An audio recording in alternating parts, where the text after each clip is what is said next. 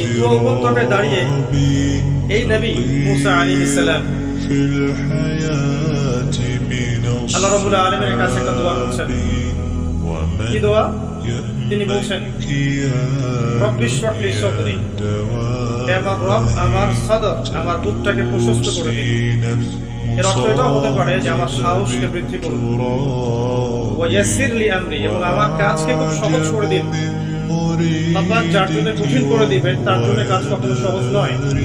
আল্লাহ যার জন্য কাজ সহজ করে দিবেন তার জন্য কাজ সহজ। আমরা বলি রব্বি ইয়াসসির ওয়া লা তু'আসসির ওয়া তাম্মিম আলাইনা বিল খায়র। ইয়াসসির লি আমরি ওয়াহলুল উকদাতাম মিন লিসানি, হে আল্লাহ আমার জিহ্বার মধ্যে যে জড়তা আছে এই মুখের জড়তাকে দূর করে দিন।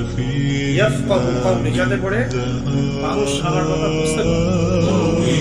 ওয়াজআলনি ওয়াজিরাম মিন আহলি, আমার পরিবারের মধ্যে একজন ওযীর আমাকে দাও।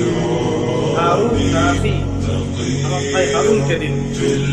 হারুন আশদুদ বিহি আমরি, হারুন আশদুদ বিহি আমরি وأشركه في أمري واجعل لي وزيرا من أهلي هارون أخي اشدد به أزري وأشركه في أمري। আমার পরিবারের মধ্যে হারুনকে আপনি আমার ওযীর করে দিন এবং আমার কাজে তাকে আপনি আমার সহযোগী বানিয়ে দিন।